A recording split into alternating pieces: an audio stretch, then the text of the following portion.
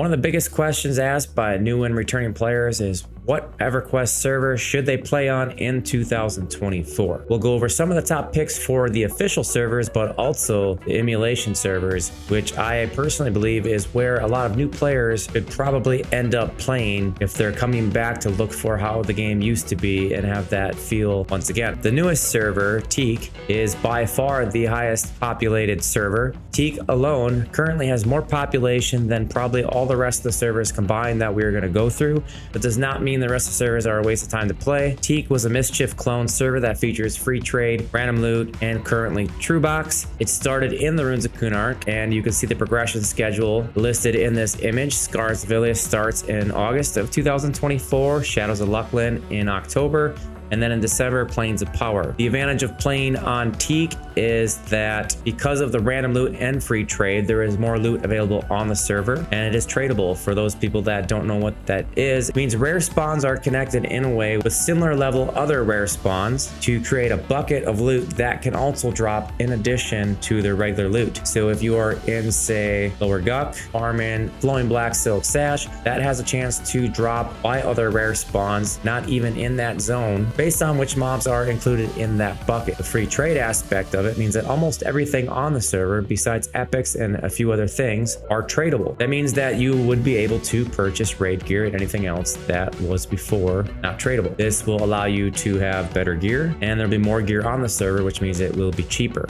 It is a true box server, meaning that you can only play one account per PC. That does not mean people are not boxing. You will still see box armies. Typically, if you are a new or returning player and you're looking for that original Everquest Classic hardcore mode and feel this is not for you, this will go a lot faster, and it should. This is more for casual players that want to quickly, and I say quickly, but it does take a long time still to get to the live server.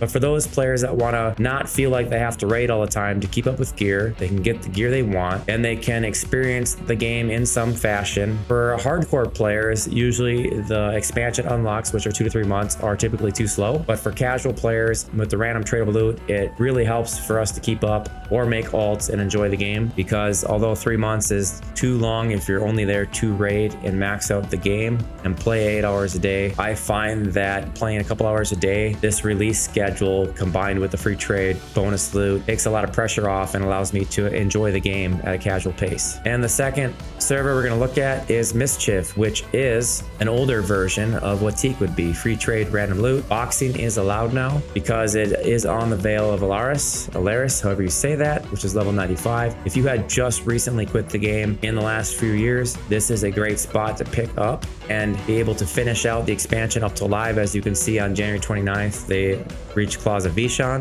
2026. So you play here in less than 2 years, you'll be from the level 95 expansion Veil of Alaris up to Claws of Vishan. And that's really the thing with these TLP servers. It does take quite a long time to get to the live version, even with the 2 to 3 month release schedule. But the free trade random loot servers are the only ones that really haven't died after Plains of Power, if not Omens of War. So they have the best chance of starting out at Classic and making it to the live server out of all the servers. Next up, Pharaoh and Avai. Free trade server, boxing loud. It does not have the bonus loot of Teque or Mischief. However, the server is on live, has been around for a little while, so there is probably enough gear on the server at this point that you could purchase through the free trade system. There are some key differences in Pharaoh and Avai. For example, it is a role-playing preferred server. The experience rate per kill is increased. Races start only knowing their own language, so there's no out-of-character yelling, and you cannot transfer off this server. So it is a specialty server, but if you are looking to get back into live and you're okay with the rule set on Pharaoh and Avai, it is the highest populated live server by far.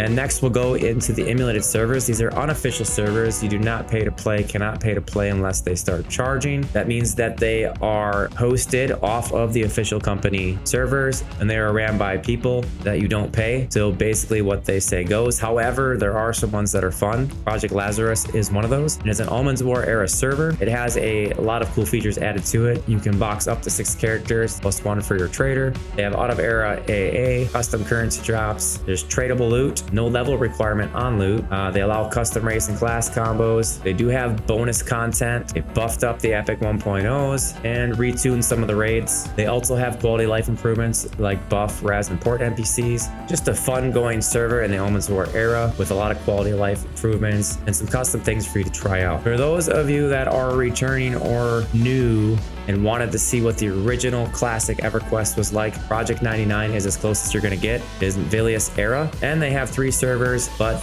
the 2 most played are the green and blue, and the main difference between them is green is more authentic and blue has some features and content that was added later. The way that it was explained to me is that the green server is as close to classic as they could get. They actually undid some of the quality life changes and things to make it more like the original Everquest, and then the blue server is more for them to do beta testing and other things to make sure the code and everything is working for any patches they do. So what they say in here is that the green has more low level players and group opportunities, while blue has cheaper prices and more solo options. But if you are a newer returning player, do not join a TLP and complain about how much has changed. You're probably best off with an emulated server like Project 99 if you're looking for that old-fashioned feeling that you had back in the day. And the last unofficial server I want to talk about is Project Quorum. This is like P99, but it is locked to the Planes of Power era. This too will give you that classic feeling up to the original Planes of Power if that was one of your favorite expansions. And the emulated servers that we talked about here are the most populated emulated servers. There's a lot of other emulated servers. There's a lot of other TLPs. There's a lot of other live servers. Feel free to comment below and tell us about your guild or your server if you feel like there's a case to be made for someone watching this to come play on your server. However, the servers in this list are the most populated, and we covered a lot of different types of servers. Hopefully this gives you an idea on where you should look to play in 2024. I do have some other videos that you might be interested in depending on what you choose, and they will show up here on the right side.